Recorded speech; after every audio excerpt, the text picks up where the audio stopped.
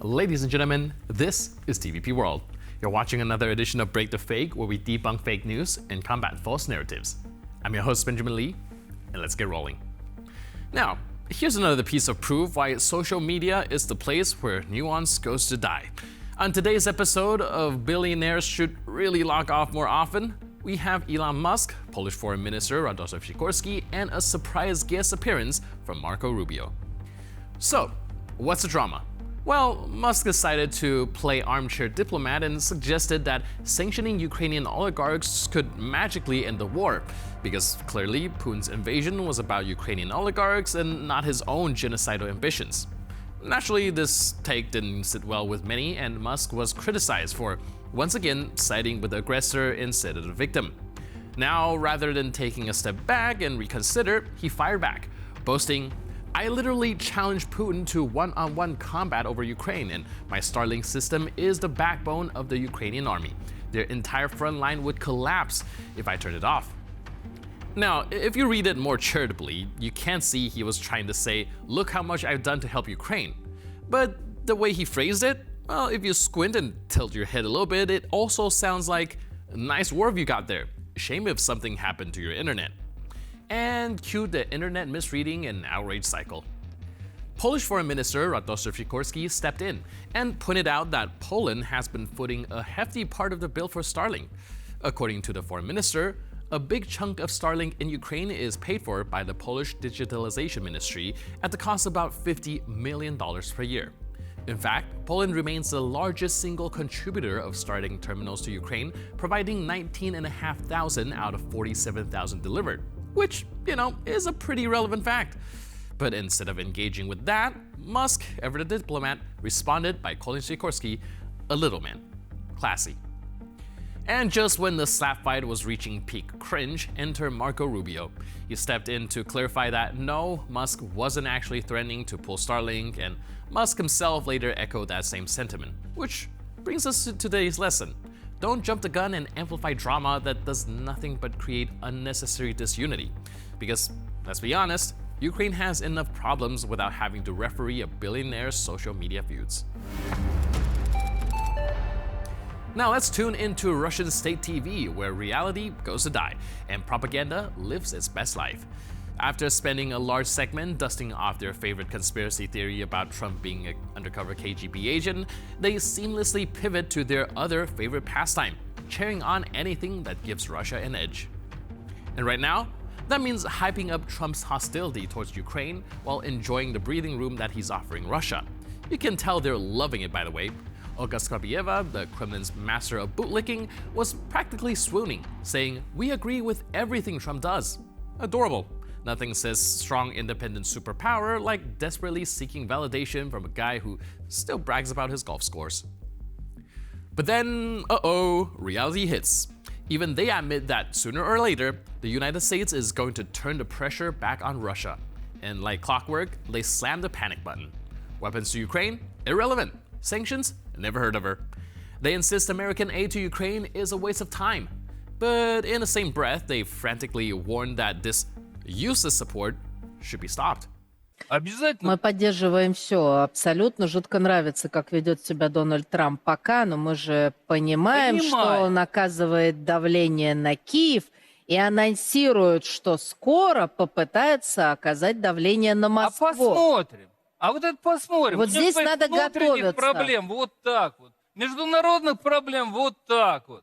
А что он у нас оказывает? Не будет поставлять туда оружие и нас санкции наложит? Вот невидаль какая. Так мы так и были. Так что начинать тогда? Поэтому тут не так все просто. Там есть какая-то другая конструкция, которую можно сделать. Now, this is like watching someone claim that they are not scared of heights while clinging to a guardrail for dear life.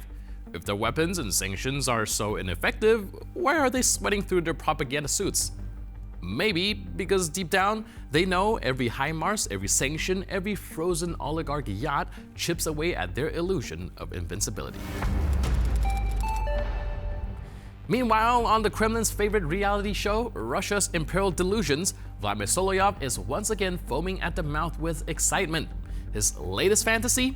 A world where Trumpushka, his beloved orange savior, paves the way for Moscow to gobble up the Baltics, Armenia, and Central Asia.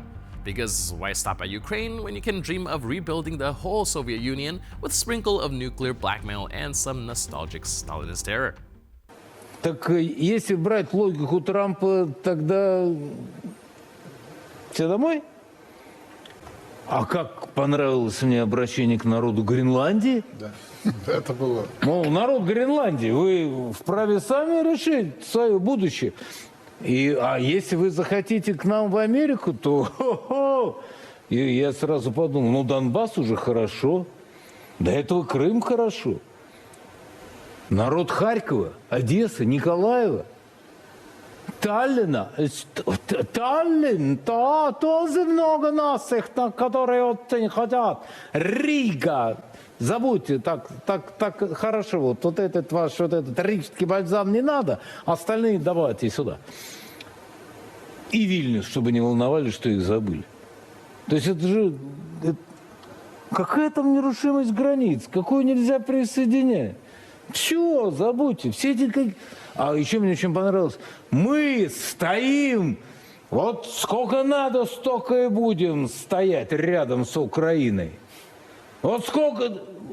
Никто не видел, кто там рядом с Украиной стоял. Вдруг выяснится, кто? Я вообще посредник. Меня вообще тут не стояло. Вы что, мужики? Это все Европа. Друзей, кстати, тоже интересно. Мол, Европа, мы ваши друзья, им так, таких друзей кое-за что-то в музей. Какие вы друзья? Вы торговли против нас все время хамили. НАТО вообще забыл. Какое НАТО? О чем НАТО? У Дании? Дания оккупировала 98% американской Гренландии. Какое НАТО? Вы о чем? Вы вдумайтесь. Молодец. Ну просто молодец. А главное, что мне понравилось. Transparency International сейчас внесет, как я понимаю, Америку на первое место в списке самых коррумпированных стран. Ну, давайте просто самого Трампушку послушаем. Это было красиво. Управление подотчетности правительства, федеральное правительственное учреждение оценивает ежегодное мошенничество в нашей стране в более чем в 500 миллиардов долларов. И мы активно работаем над тем, чтобы это остановить. Мы также выявили шокирующие уровни некомпетентности и вероятного мошенничества в программе социального обеспечения.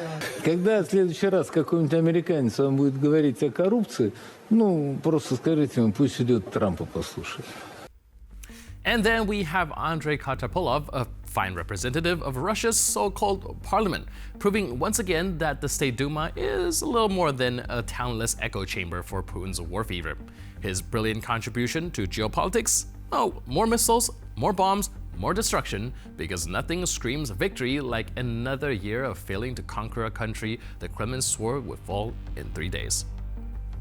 But hey, let's not be too harsh on them. After all, they're just following the well-worn path of every delusional empire in decline. Blame the West, fantasize about territorial expansion, and pretend that your crumbling economy, decimated military, and growing internal unrest are nothing more than temporary inconveniences. With Trump emboldening them from across the ocean, the Kremlin's talking heads can continue their fever dreams of conquest, right up until reality delivers yet another slap in the face. And with that, we conclude this edition of Break the Fake. But for more news, update, and commentary, please stay tuned to TVP World.